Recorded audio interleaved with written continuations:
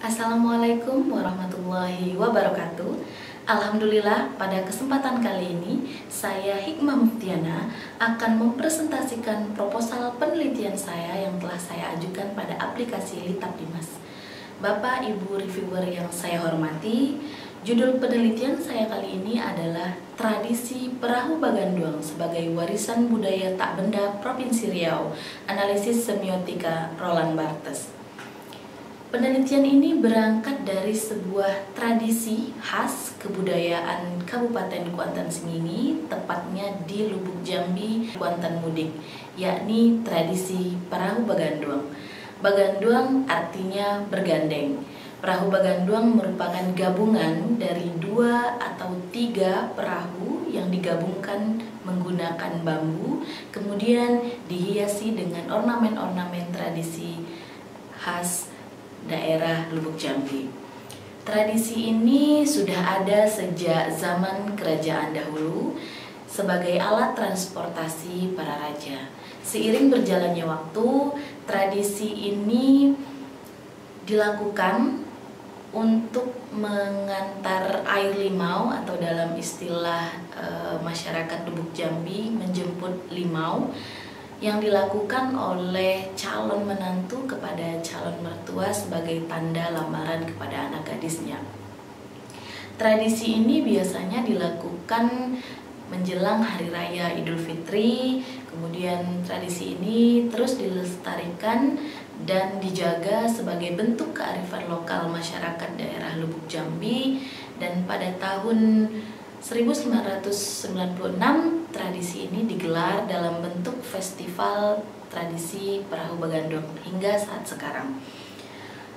Menurut seorang sosiolog, Emil Durkheim, dia menyatakan bahwa interaksi yang terjadi dalam sebuah masyarakat akan memproduksi dan mereproduksi budaya. Nah, budaya-budaya yang muncul tentunya akan menghasilkan ratusan, ribuan, bahkan jutaan tanda. Seperti pada tradisi perahu baganduang ini, banyak sekali ornamen atau simbol dan tanda tradisional khas masyarakat Lubuk Jambi, diantaranya penggunaan tanduk kerbau, kemudian kubah, kain warna-warni yang tentunya syarat akan makna. Nah, di sini saya tertarik untuk melihat tanda ini dalam sebuah kajian semiotik. Semiotik adalah ilmu yang mempelajari tentang tanda dan apa makna di balik tanda tersebut. Semiotika ini ingin melihat bagaimana makna tersebut dibuat oleh masyarakat dan bagaimana realitas dalam masyarakat itu direpresentasikan dalam sebuah tanda. Kajian ini semakin menarik karena berdasarkan data Kemendikbud tahun 2017 bahwa tradisi perahu baganduang ini masuk menjadi salah satu dari 8 warisan budaya tak benda yang ada di Indonesia. Kemudian pada tahun 2018 tradisi perahu baganduang masuk dalam salah satu nominasi pada penganugerahan Pesona Indonesia sebagai salah satu atraksi budaya terpopuler di Indonesia. Namun prestasi tradisi perahu baganduang ini masih belum membuat perahu baganduang ini menjadi familiar atau menjadi terkenal di Indonesia, terutama di Provinsi Riau. Masih sedikit sekali referensi tentang tradisi perahu baganduang ini. Berangkat dari fenomena tersebut, saya merasa tertarik untuk mengangkat ini menjadi sebuah penelitian. Rumusan masalah penelitian saya adalah apa saja makna dari simbol yang terdapat pada tradisi perahu baganduang dengan menggunakan analisis semiotik Roland Barthes.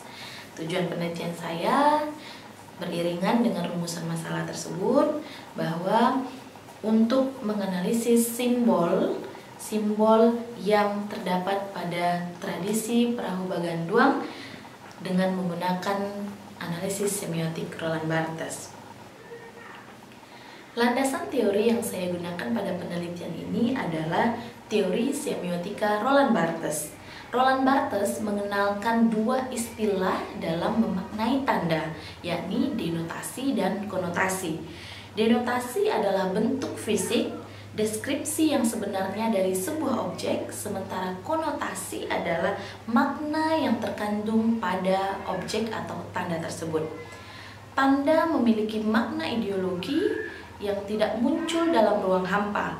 Ada budaya yang melekat untuk memberikan makna, dan ada ideologi yang mengayomi tanda dan dari konotasi tersebut.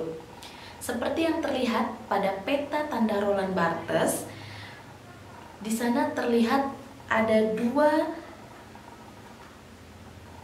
pemaknaan, yakni sistem pemaknaan tingkat pertama atau dalam istilahnya first system yang disebut dengan denotasi, dan pemaknaan tingkat kedua atau second system yang disebut dengan konotasi. Denotasi menurut Roland Barthes pada tataran tingkat pertama atau first system menghasilkan makna yang eksplisit, langsung dan pasti. Denotasi merupakan makna yang sebenar-benarnya yang disepakati bersama secara sosial yang rujukannya pada realitas. Sementara tanda konotatif merupakan tanda yang penandanya mempunyai keterbukaan makna atau makna yang implisit, tidak langsung dan tidak pasti, artinya terbuka terhadap penafsiran-penafsiran yang baru.